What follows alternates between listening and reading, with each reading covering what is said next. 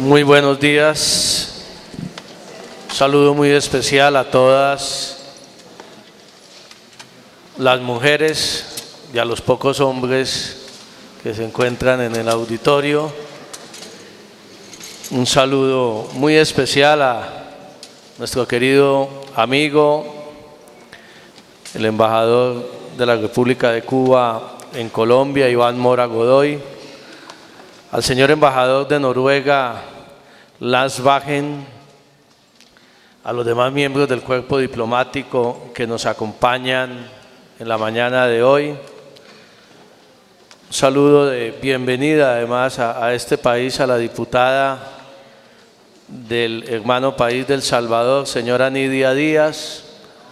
a la doctora Gloria Inés Ramírez, copresidenta de la Comisión de Paz del Senado, a los honorables representantes Ángela Robledo, Iván Cepeda y Joaquín Camelo, copresidentes de la Comisión de Paz de la Cámara, a la honorable representante Rosemary Martínez, vicepresidenta de la Comisión de Mujer del Congreso de la República, a la doctora Belén Sanz, representante de la de la ONU Mujeres, a la doctora Nigeria Rentería, alta consejera para la equidad de la mujer, a Paulina Riveros, directora de Derechos Humanos del Ministerio del Interior y negociadoras en representación del Estado colombiano en La Habana, a Fabricio Golchay, quien acaba de llegar a acompañarnos, coordinador residente de Naciones Unidas, a todas y a todos ustedes, a los invitados especiales, a los medios de comunicación, amigas y amigos todos. Las comisiones de paz del Congreso de la República han venido ejerciendo una actividad muy importante en los últimos años en el país y el Congreso de la República como tal. Si uno tuviera que definir, cuando estamos ya terminando los 4 años de este periodo legislativo en su conjunto, ¿cuál fue el papel del Congreso y qué es lo destacable de la tarea del Congreso desde el punto de vista político y legislativo durante estos 4 años? Uno podría resumir ese papel en la definición de que este Congreso de la República 2010-2014 fue o ha sido, ya está terminando, el Congreso de la paz, de la reconciliación y de los derechos de las víctimas en Colombia. Fue este Congreso Nacional, por iniciativa parlamentaria y en conjunto con el gobierno del presidente Santos, el que impulsó y le abrió el espacio a la Ley de Víctimas y Restitución de Tierras, que de una u otra manera abrió también a su vez el camino de las negociaciones de paz con las FARC en La Habana y ahora en buen momento con los anuncios del gobierno frente al Ejército de Liberación Nacional. Fue este Congreso de la República también el que por iniciativa parlamentaria avalada por el gobierno, impulsada por algunos de los integrantes de las comisiones de paz, presentó el marco jurídico para la paz que incorporó a nuestra Constitución Nacional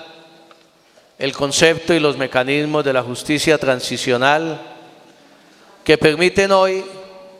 que en La Habana se pueda avanzar también en un proceso de negociación en el cual se garanticen los derechos de las víctimas en el país y en el cual se exija a los grupos que han estado al margen de la ley, violando los derechos humanos y el derecho internacional humanitario, la verdad, la justicia, la reparación, las garantías de no repetición, como elementos fundamentales de cualquier proceso, para que a su vez ellos sean objeto de la aplicación de los mecanismos de justicia transicional en el país. También este Congreso de la República el año pasado, por iniciativa del Gobierno Nacional, aprobó la ley estatutaria que denominamos el Referendo para la Paz, que permitirá, si finalmente se llega a un acuerdo con las FARC en La Habana, como todos estamos confiados que así será, permitirá que por primera vez en la historia de procesos de paz en Colombia, el acuerdo al que se llegue en La Habana sea sometido a la consulta ciudadana para que sean los colombianos libre y democráticamente los que definan si están de acuerdo con el esfuerzo de negociación que se ha venido haciendo y con el contenido de los acuerdos de La Habana. Por eso consideramos estos actos fundamentales en este proceso de consolidar una cultura de salida negociada al conflicto armado en el país, una política y una posición que ha mantenido el gobierno del presidente Santos con coherencia, con decisión y con mucho valor político en medio de la incomprensión de buena fe por parte de algunos ciudadanos y el saboteo de mala fe por parte de algunos sectores políticos de este país que no consideran que lo que le conviene a Colombia sea esa salida negociada al conflicto, sino la vía del aniquilamiento militar que le costaría al país décadas más de violencia y millones más de víctimas y de pérdidas de todo tipo para el pueblo colombiano. Las comisiones de paz del Congreso de la República han estado muy activas, además de las decisiones legislativas que ha tomado el Congreso Nacional en su conjunto. Estas comisiones de paz han venido o hemos venido celebrando audiencias públicas en toda Colombia. Primero sobre el punto 1 de la agenda del desarrollo agrario del país, posteriormente sobre los temas de participación política y finalmente celebramos 9 audiencias públicas en 9 de las ciudades de los municipios más victimizados de Colombia para escuchar la voz de las víctimas frente al proceso de paz. Las conclusiones de esas 9 audiencias se entregaron aquí ya hace unos meses en este mismo Salón de la Constitución en un acto especial a los países garantes, que dicho sea de paso aprovechamos nuevamente la oportunidad para reiterarle a esos países garantes la gratitud del pueblo colombiano por el papel tan importante que han cumplido en el proceso de La Habana. Entregamos esas conclusiones a los países garantes, al PNUD, a Naciones Unidas, para que a su vez fueran entregadas en La Habana, y desde ese mismo instante empezamos a insistir una y otra vez a las FARC y al gobierno, como Congreso de la República, como comisiones de paz, que debían ser escuchadas las víctimas en La Habana, que antes de abordar el cuarto punto en la agenda, el de los derechos de las víctimas, debía escucharse por primera vez también en este país, en un proceso de paz, la voz y la posición de las víctimas frente a las negociaciones. Pasaron varios meses, se avanzó en el tercer punto en la agenda, el del tema del tráfico de estupefacientes, y finalmente cuando ya las partes deciden sentarse o avanzar en el punto de los derechos de las víctimas contemplado en la agenda, en buena hora conocemos los colombianos y las comisiones de paz hemos celebrado esa declaración conjunta del sábado anterior, que es una declaración realmente histórica, que es una declaración que ha sido recibida con beneplácito por las víctimas de toda Colombia, de todos los rincones del país, de todos los grupos armados al margen de la ley, que han dado durante este proceso una lección de generosidad al pueblo colombiano. Son ellas las víctimas, las legitimadas política y éticamente para respaldar el proceso, para perdonar, para buscar la reconciliación. Y han dado ellas unas muestras de grandeza y de generosidad en su corazón, que bien podrían esas lecciones aprenderlas algunos sectores de la dirigencia política hoy del país, que sin haber sufrido lo que han sufrido ellas, sin haber sido desplazados, sin haber sido acabadas sus vidas en la práctica por la violencia, asumen una actitud de intolerancia, una actitud de saboteo, una actitud radical contra la posibilidad de que los colombianos nos reconciliemos, una actitud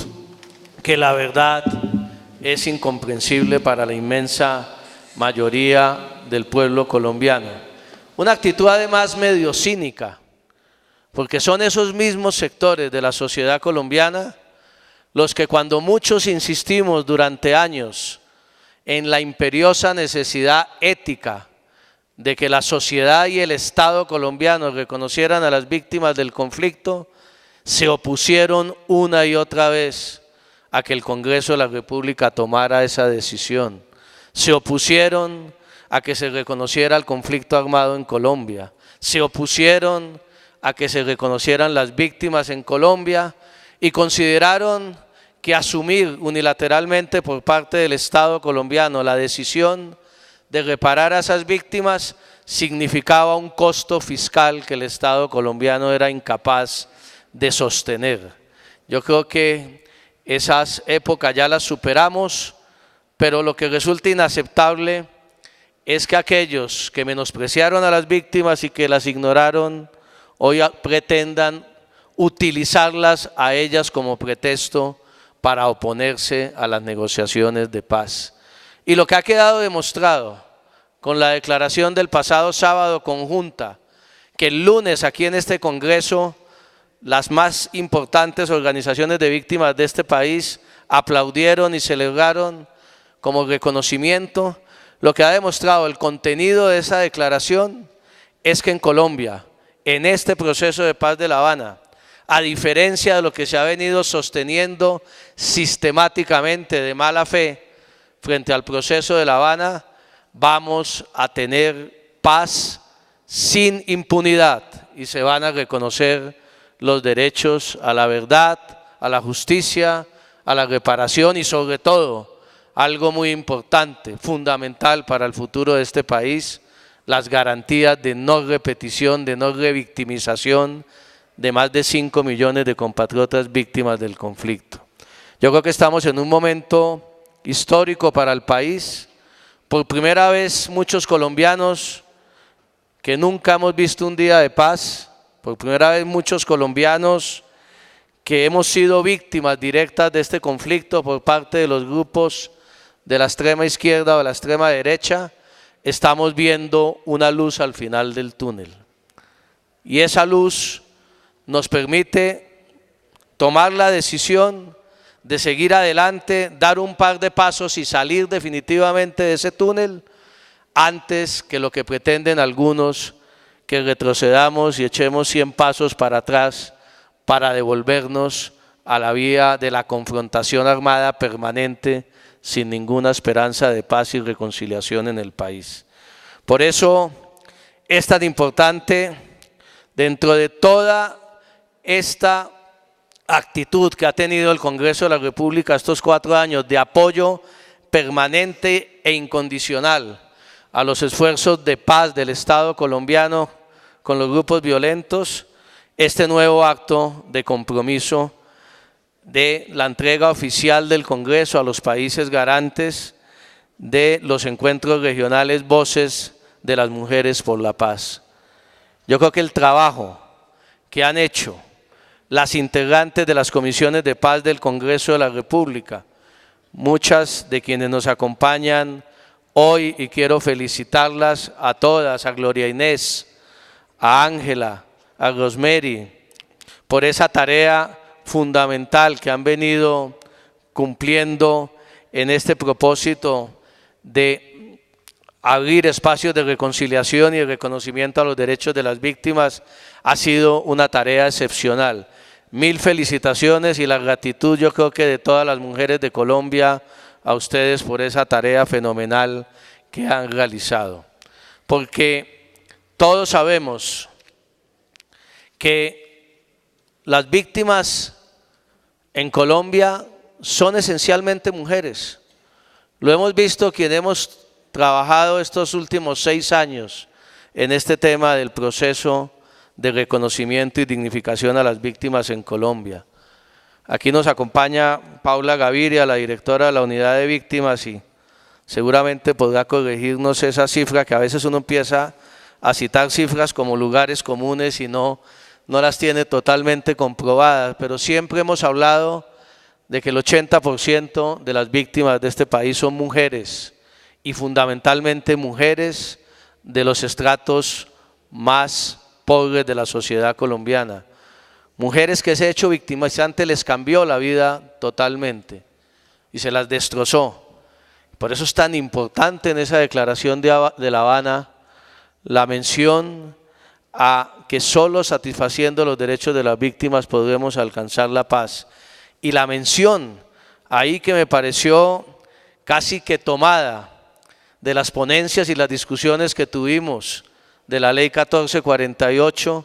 de la condición de transformar positivamente la vida de las víctimas si queremos alcanzar la paz y la reconciliación. Yo creo que son unos avances fundamentales. Nunca nadie hubiera imaginado en este país hace 4 o 5 años que estuviéramos hoy en estos escenarios, que estuviéramos hoy en estas circunstancias que nos hacen una sociedad mucho más civilizada y mucho más respetuosa de los derechos humanos en este país. Y es un avance que se debe al trabajo de miles de mujeres víctimas en toda Colombia, que han venido empoderándose, que han venido asumiendo unos liderazgos, que hoy exigen sus derechos y no una limosna por parte del Estado, como sucedía hace menos de 5 o 6 años en Colombia. Eso es un cambio trascendental y muy positivo, más allá de procesos de paz o no, en la sociedad colombiana. Y yo creo que esa es una tarea de la cual debemos todos declararnos orgullosos y en la cual no podemos detenernos. Tenemos que seguir avanzando más, seguir consolidando esta nueva sociedad colombiana mucho más tolerante y mucho más respetuosa de los derechos humanos que se ha venido creando en el país en los últimos años a la par de los diálogos de La Habana. Yo quiero de verdad felicitarlos a todos quienes han sido protagonistas de este cambio en la cultura, este reconocimiento a los derechos de las víctimas en nuestro país, que yo creo que son los que han abierto la posibilidad de esta negociación en La Habana. No hubiera tenido el Estado colombiano ninguna legitimidad política ni ética en la mesa de La Habana para sentarle a exigirle a las FARC que reconocieran a sus víctimas, si ese mismo Estado previamente no hubiera tomado de manera unilateral, con una voluntad y una decisión política clara, la decisión de reconocer el conflicto, de reconocer a las víctimas de él y de reconocer dentro de ese conflicto a las víctimas de agentes del Estado que lamentablemente han existido en Colombia y han sido muchas durante estas 5 décadas de conflicto. Por eso el momento es excepcional. Gloria Inés, Ángela y Rosemary, se me pierde alguna otra miembro de la, se dice, o integrante de la Comisión de Paz del Congreso de la República. El enfoque de género es fundamental, no solamente en las negociaciones de La Habana. El enfoque de género lo tuvimos también en toda la discusión y la aprobación de la ley de víctimas y se ha tenido en su implementación. Y por eso hay que seguir insistiendo en el sentido de que solo cuando logremos que esas millones de mujeres víctimas y desplazadas de este país recuperen la esperanza, recuperen la fe en Colombia, recuperen la credibilidad en el Estado y la sociedad, en ese momento y especialmente en las zonas del posconflicto podremos alcanzar la paz. Yo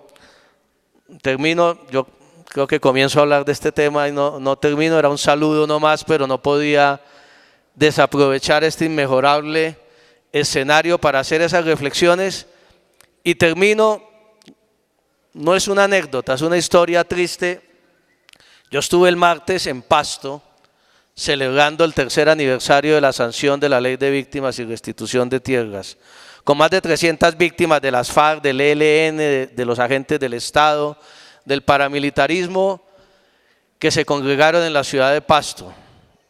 Y es muy gratificante ver la esperanza de esas víctimas recuperada, con muchas críticas, muchos cuestionamientos a la ejecución de la ley, a la lentitud, con todos los que sabemos que son en muchos casos válidas y justificadas, pero que ya tienen un instrumento legal y ya sienten ellas que pueden hacer esas críticas que antes no hacían. Y en ese escenario no aguanté las ganas de relatar esta triste historia y tampoco las aguanto en este para terminar. Que nos sucedió en alguna de esas audiencias públicas, señores embajadores, no de las comisiones de paz, sino de la Comisión Primera de Senado y Cámara, cuando estábamos recorriendo el país escuchando a las víctimas. Llegamos una vez a la ciudad de Valledupar y tuvimos un foro de más de 1000 víctimas del conflicto del departamento del Cesar. Una señora, María, la recuerdo muy bien su rostro, se paró a intervenir y nos dijo que a qué habíamos ido a Valledupar, que qué estábamos haciendo allá si el Estado colombiano no hacía nada por ellos, que no fuéramos a decirles nuevamente mentiras y engaños, que ella había sido víctima 2 años antes en un corregimiento de Valledupar de una incursión de los amigos de los hombres de Jorge 40. A ella en esa incursión le habían matado el esposo, le habían asesinado el hijo mayor y violado la hija menor. Se había salvado el hijo intermedio porque no estaba en ese momento en su casa. Y yo me acuerdo todavía de esa señora diciéndonos que 3 años después no le había llegado una nota del Estado colombiano, no le había sido reconocida su condición de víctima, no había recibido absolutamente nada del Estado colombiano. Mientras que sus victimarios que vivían 3 manzanas alrededor de su casa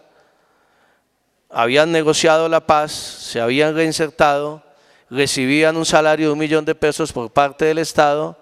y pasaban todos los días al frente de la puerta de su casa y se burlaban de ella. A mí ese testimonio me impactó, me dio una lección muy dura, y es que en esas zonas del posconflicto, si nosotros no somos capaces, y debemos pensarlo ahora con el tema de las FARC y del ELN, si en esas zonas no somos capaces de convertir ese círculo vicioso de la violencia en un círculo virtuoso de reconciliación y de paz, no servirá ningún papel firmado ni en La Habana ni en ninguna otra parte del mundo. Si no somos capaces de llegar a estas zonas, a esas zonas, de reparar de verdad a las víctimas, de reconocerlas, seguirá ese círculo de venganza y de odio, porque yo pensaba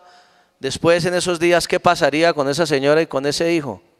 Es muy posible que cualquier tarde de un sábado el hijo de ella, tomándose 3 cervezas, lleno de resentimiento y de dolor, pasara a la vuelta y cometiera cualquier locura contra los victimarios de su familia. Eso es lo que tenemos que acabar con el país. De eso se trata la construcción de paz y de reconciliación, y yo estoy seguro que estos 4 años, este Congreso y las comisiones de paz del Congreso han colocado su granito de arena en ese propósito que debemos tener como sociedad. Muchísimas gracias y bienvenidos a este evento, y muchas gracias nuevamente a las integrantes de las comisiones de paz.